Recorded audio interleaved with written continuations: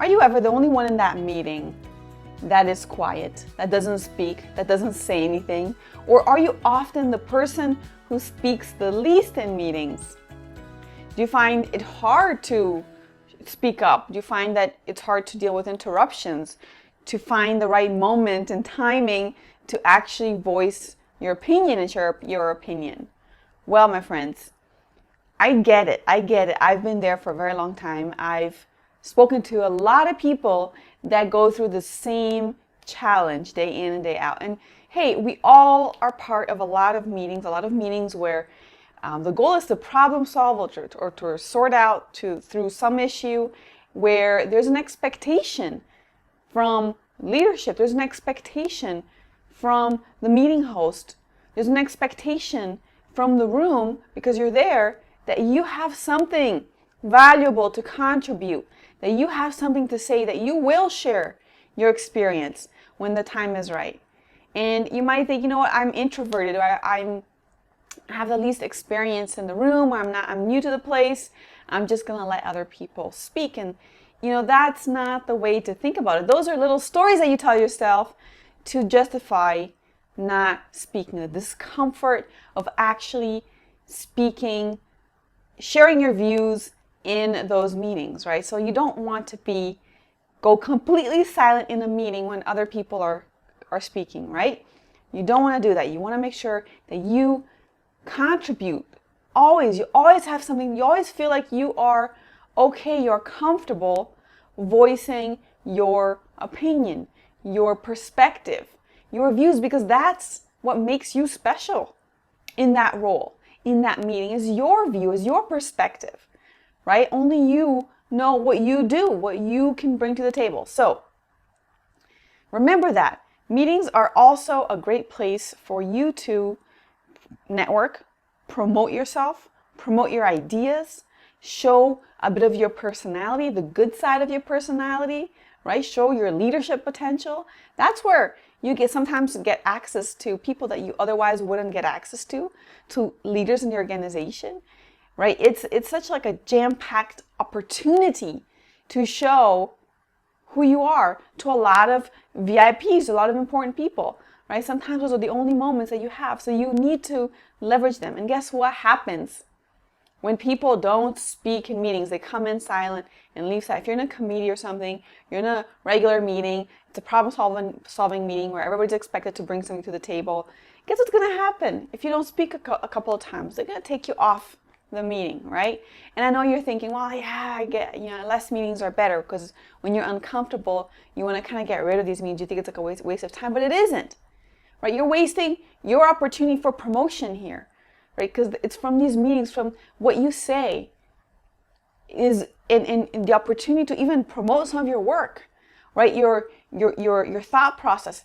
That is where you are going to get your promotion. You're going to be visible, right? So you don't want to be excluded from the good meetings, right? You want to filter through the meetings that are important to you and relevant to you, but you don't want to get rid of the meetings, all of the meetings, especially the good ones, right? And the good ones, you're going to have to speak. Otherwise, because nowadays there's a movement towards reducing the number of people in these problem-solving meetings, because it's just easier to get through the meeting and through decision making, they're going to get rid of you if you're not adding value. And there's no way you're going to add value if you're just quiet there, right? And of course, you could go, after the meeting and try to talk to people and share your ideas, but at that point, it's too late. The decision was already made. The discussion already happened. That's the point of having a meeting. It's like things are happening at the same time. Everybody's pitching in bringing in their ideas, and that's the moment to bring them in. Not wait until later, right? Otherwise, it wouldn't be a meeting, right? So you gotta leverage it. You gotta leverage meetings. There's a huge opportunity there for you, and if you are a regular contributor, right, of some sort of a meeting, you will start to be invited to other VIP meetings, right? It's a cyclical process. It really is. And you got to get over that fear. And I want to share with you a couple of strategies that are going to help you get over that fear, help you get into the conversation, right? Help you find out that moment. Like, I know it's really hard sometimes. Just to get in, like, how am I going to start speaking when there's more dominant people in the room? Maybe you're a little bit quiet. Maybe you're a little bit of introvert, right? Maybe you don't know, this is a situation is very unfamiliar. You're not used to that environment. Maybe the meeting's really big and you don't feel comfortable with large meetings with a lot of people around a big square table in a boardroom or something like that, right? These techniques are going to help you deal with all those situations, feel more comfortable to insert yourself into the conversation, right? So you got something to say. This is going to help you get into that conversation. And later I'm going to share with you as well, if you go to I have a freebie that if you feel like the story that you tell yourself is, I don't have anything valuable to share, I don't have anything to say because I'm a rookie, I don't know what I'm doing, I'm too junior and whatever, right? Then check out my bonus here in the description below, where on the assertiveway.com/free, there's a resource there where I'm going to share you 15 different ways that you can share your views in meetings. It doesn't have to be that super breakthrough idea, right, that you think you need. So check that out. Otherwise, try these 7 strategies I'm going to share with you right now. Here's a strategy number 1 to speak with more confidence in meetings. Let the host know in advance that you have something to say so that they can bring you in. So the meeting organizer, the meeting host, whoever's going to be conducting the meeting, ask them, hey, I got this and this to say. And so that when you guys are in the meeting host will help you get through, right? So they might say, oh, John has an idea about that. They can help you get inserted. Sometimes the hardest part is to get inserted into the conversation. You have something to say, right? But you just don't feel comfortable inserting yourself because the pace is, it's fast paced. People are talking all the time. There's no kind of moment, quiet moment that you can get in. So that's the challenge sometimes for a lot of people. It's very natural. And sometimes you just need that extra help, that extra push from somebody else. Number 2, you got to make sure that you're visible in the room, that you're somewhere where people see you, because if they see you, they will engage with you. They will look at you. And the more people engage with you, the more natural you're going to feel, the more familiar that environment's going to feel, and the more prone to speaking you will be. Right? What does that mean? That means that you need to sit somewhere, either next to somebody who will be speaking a lot, somebody who speaks a lot, or the host of the meeting, right? Or someone more senior in the meeting, close to them, because then you have the benefit when people are looking at them, they can see you right next to them. So if you have that opportunity, if you are entitled to sit at the table, sit at the table, right? Don't sit in the back. Don't sit in that little corner at the very edge where nobody can see you.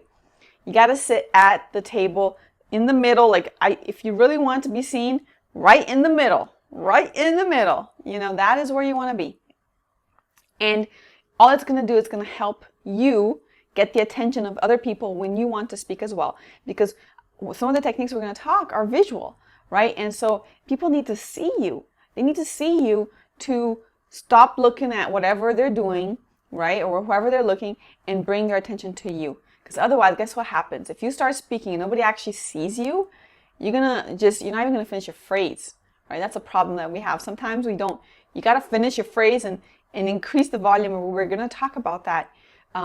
And not kind of die it off. But when you get that attention, when you feel like people are looking at you, they're paying attention to you because they can see you, that's when you feel more motivated, more confident to keep going.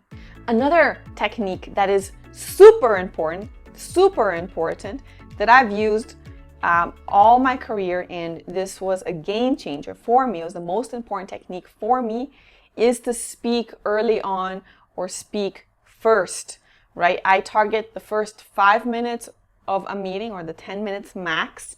Another way of doing this is targeting the first 10% of the meeting. See, okay, how long is the meeting? What's the first 10%?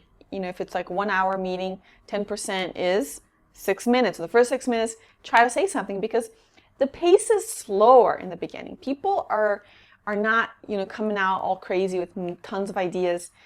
You got more time to ease yourself in. There's not that much competition for space and time. There's not a lot going, so there's less to think about. And the more importantly, when you hear your voice in that room, you are going to feel so powerful, so good, right? You're going to feel like, wow, I did it. And people are going to also look at you, pay attention at you, and you'll see that they're going to involve you more in the conversation from there onwards. They're going to look at you when they're speaking, because if you don't speak, they're not going to look at you, right? You're going to be literally feel invisible. But if you speak at the beginning, they're going to look at you, which is going to invite you, make you feel more comfortable, and it's going to invite you to speak. They might mention something that you said. They might refer back to something that you said at the beginning of the meeting. That's also going to be helpful, okay? Make sure that you say something, and it doesn't have to be the goal. Again, listen. The goal is not to be have the best idea or say the smartest thing in the meeting in the first 6-10 minutes. The goal is to say something, anything. Ideally in the first 5 minutes, say something, whatever. Because all these benefits that I'm talking about are not about your brilliance. They're about actually being there, participating, hearing your own voice, is building that confidence. And from there, from that confidence that you build with that initial comment, you will feel comfortable to speak more often. And the more you speak, the more ideas will come through. And in those ideas, there will be a breakthrough idea or something great, more likely. Okay, so that is super important. And now another thing that's very common is interruptions, right? There are certain meetings that are very fast paced. There's a lot of interruptions happening. So those are extra hard to get yourself into. So how do you insert your comment when there's a fast paced meeting with a lot of interruptions? You got two options. You can try to structure the meeting a little bit better. So you can talk to the host in advance and say, hey, is it possible that we have like a roundtable discussion, or people raise their hands so it's more structured, invites everybody to have an opportunity to speak. That's one way of doing it, right? Trying to change a little bit the format of the meeting, or getting yourself a role in that meeting. The other one is just realizing that's how it is. You got to get used to interrupting and dealing with that environment. So how does that work, right? Interrupting is not confrontation. Sometimes people interrupt just because they're excited. They have lots to say. Sometimes it's a cultural difference, right? And in some cultures, that's what they do, right? They're constantly interrupting others, and it just shows that they're engaged and excited. Take that into account, but you'll know what kind of meeting you're in. And you need to adjust to the culture of that environment, of that meeting, of that company. What you do is you just raise your voice a little bit. Raise your voice when you want to interrupt. Say, hey, I want to just interrupt a little bit higher so that people can notice your voice. They can hear your voice and they can bring the attention to you. You can also use a bridge. You can say, hey, raise your voice and say, based on what John said, right? I want to add something, great view from John, and I'm going to add this, right? So you create a bridge that's flows more naturally to your point, but you still need to interrupt when people are finishing what they're saying. So you don't have to wait for that void, that silence, because sometimes people are not comfortable with silence. So they'll just try to fill it in. There will be no moments of silence, and you'll lose and you miss your opportunity. So you just want to make sure that when people are ending their thought, jump in, right? Or when they're ending a thought, you can jump in, right? Observe what other people do to get into the conversation in these types of fast-paced meetings. Do the same. Mirror them, right? There's nothing wrong with that. I know sometimes it doesn't feel natural, but you just have to get used to it, because things are not natural when you're not used to them. Once you start developing that behavior, right, or that habit, it will become natural. But you got to start. Number 5, you are going to, like I said, speak a little bit louder every time you want to say something. And that also signals confidence. So you're just going to increase the decibels just a tiny bit, speak a little bit louder. And at the same time, tip number 6, you're going to also speak with your body language. So you speak a little bit louder, you lean in a little bit, you raise your hand, right? You make eye contact with the important people or the person who's speaking. And just that immediately is going to bring the attention to you. So try that out a few times. You do need to engage. You do need to demonstrate not having hesitation, right? You need to be there powerfully in your voice and in your body language. And the last tip I want to leave for you guys today is rewind the conversation if needed. Sometimes you have something to contribute and you don't want to get stuck on that. You don't want to feel like, Oh, when am I going to say it? When you have something to say, you just say it. Don't hold it back for the best moment, for the right moment.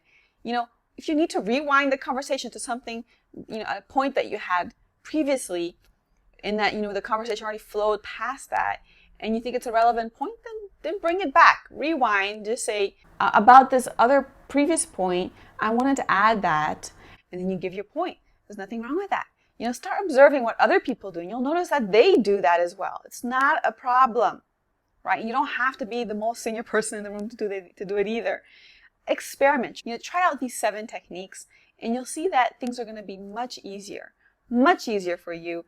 It's just a question of practice, and again, you cannot contribute. Your contribute is going to be 0 if you don't speak in these meetings, if you don't say something.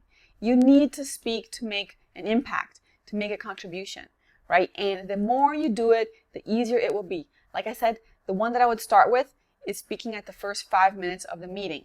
Is going to dramatically change your confidence. And remember that your voice absolutely matters. Your voice absolutely matters.